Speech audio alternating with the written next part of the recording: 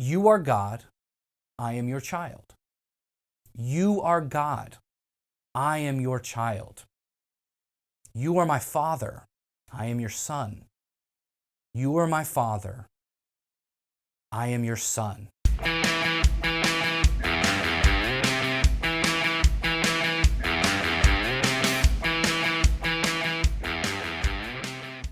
So, my biggest struggle when it comes to accepting my identity as a son of God is feeling worthy.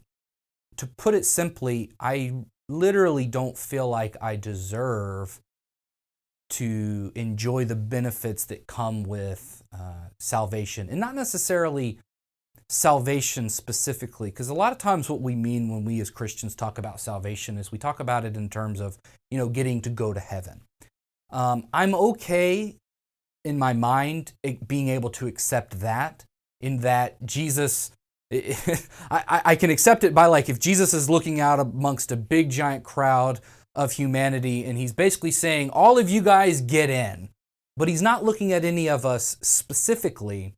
I'm okay with that kind of a thinking. It's like, I happen to be in the right crowd at the right time, and so I get to enjoy the benefits. And honestly, I don't have a problem with that. Like, when Josh and I talk about this, he has more trouble accepting the fact that he's getting into heaven type of a thing, understanding his salvation, whereas I'm like, that part I'm good with. For me, though, it comes when you start talking about I'm beloved, I'm a child of God, he wants to know me, I get to enjoy the benefits of life and of a life full of joy lived with him. That's really hard for me to really grasp in my head, because I look at myself and I say, well, who am I that God would ever want to know me? Sometimes I tell people, half joking, but I am being serious, where they're like, where they can kind of understand that a little easier. And I just say, well, that's just because you're a better person than I am. And so if you knew what I really have done or think and the way I act, you wouldn't think that about me. But so you're clearly a better person than I am. But what I am learning, in fact, I've even taken a mantra. So if you guys have checked out our podcast Josh and I did with Juanita, Rasmus, she sort of took over our podcast towards the end, and she had Josh and I go through a little spiritual exercise where we picture our children. And for me, I can remember very vividly the moment when my first daughter was born. All my children, of course, I love, and I have this moment with them. But with my first, it was the first. And so it was a special moment. And I'm not a big emotional crier kind of a person. And for some reason, when the moment I heard my daughter cry, the floodgates in me burst open and I couldn't contain myself. I've never had a moment quite like that before, because the love that I felt for her immediately was so overwhelming. So Juanita asked us to visualize our children and that love that we feel for them. And so that's very emotional. It's very easy for me to call that memory back up. But then she asked us to do something I really didn't expect. And she said to take that baby that we're holding and pull that into ourselves. And in that moment, and what she led us through, you guys should go check out the podcast. There will be a link in the description below. It really showed me just the power of even that kind of a spiritual exercise. And so honestly, I've taken up a little bit of a mantra in the mornings. So, and it goes a little something like this, that I just repeat to myself 10, 15 times just to get going on my day. And it's just, you are God, I am your child. You are God, I am your child. You are my Father, I am your Son. You are my Father, I am your Son.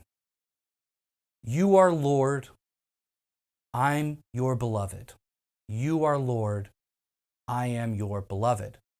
And I've had to resort to this kind of a mantra to really just drill this into me. So for whatever reason, I have this sense of I'm unworthy.